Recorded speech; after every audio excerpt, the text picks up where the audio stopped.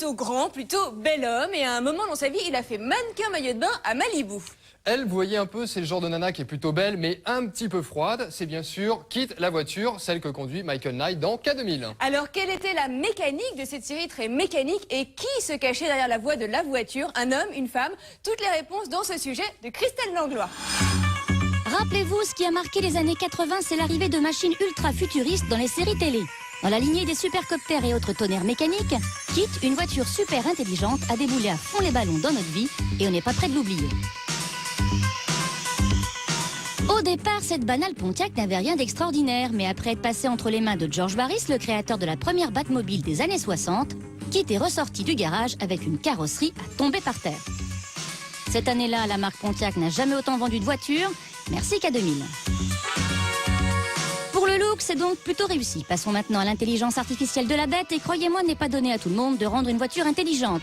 Pourtant, Miles Devon, le patron de Knight Industries, assisté de Bonnie, son ingénieur en chef, vont brillamment réussir cette prouesse technique. Si ça vous amuse, vous pouvez vous aussi transformer votre voiture en K2000 grâce aux pièces détachées que l'on trouve sur Internet, à condition de savoir effectuer quelques branchements. Alors, le plus avec le moins, le fil jaune avec le fil vert... Oh, puis j'y comprends rien. Même si Kit est capable de se conduire toute seule, il fallait bien qu'un beau gosse arrive à un moment donné dans l'histoire et c'est David Hasselhoff qui s'y est collé. Michael Knight devient donc le beau chevalier solitaire de nos années 80 et c'est là que ça devient dingue car la voiture se met d'un coup à parler avec lui. Michael, mon scanner est touché. Ne t'affole pas, Kit, on va examiner ça.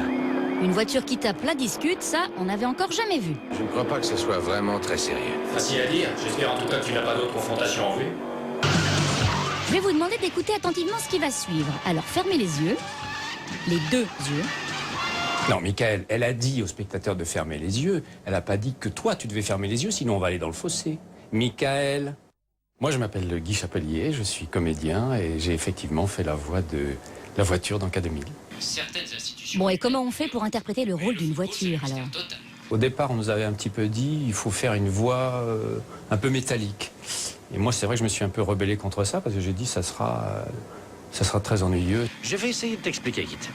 Écoute, c'est comme la purée d'épinards. Ou bien Et c'est quoi le secret de la réussite, alors, monsieur Je sais plus? Quand on se sert d'un ordinateur de plusieurs centaines de millions pour lire un journal à 25 cents, on parcourt au moins la première page. On a, en accord d'ailleurs avec Yves-Marie Morin qui fait Michael Hasselhoff, on s'est dit non, il faut qu'il y ait une complicité entre nous, sinon ça ne marchera pas.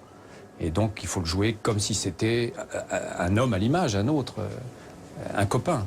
Et ce qui nous permettait, nous, de nous renvoyer la balle, de plaisanter, de trouver une complicité. Parce que sinon, on n'a pas une complicité avec une voiture. On fait une voix mécanique qui répète tout. Bon, ça n'a aucun intérêt. Ce duo détonnant part donc sur les routes de l'Amérique pour établir la justice en combattant le crime par tous les moyens. Et je peux vous dire qu'il y a de l'action. On fonce droit dessus, Kit. On va le faire valser. Ouh, c'est moi ou je te sens tendu, Michael? La voiture est d'une efficacité redoutable et brille par son intelligence. Elle communique même avec Michael grâce à une montre ultra moderne. XJ737. Celui qui dit n'avoir jamais fait ce geste au moins une fois dans sa vie est un menteur, car moi-même je l'ai fait. Je te remercie. Plus sérieusement, il a été question dernièrement de faire renaître la série avec un David Hasselhoff et des lunettes flambant neuves dans le rôle de Michael, mais en attendant cet éventuel retour, les nostalgiques pourront se plonger dans un nouveau jeu de course. Car K2000 The Game sort en novembre sur les consoles. Un héros des temps modernes. Dernier recours des innocents.